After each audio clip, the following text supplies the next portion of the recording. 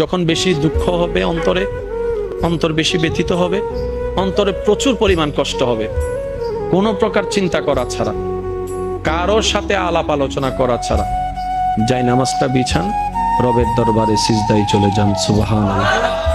চোখটা বন্ধ করেন, চোখের পানি ছাড়তে থাকেন, মন হালকা হতে থাকবে, সিজদায় রবকে বলতে থাকেন, যা বলার বলতে থাকেন, যেভাবে বলার বলতে থাকেন।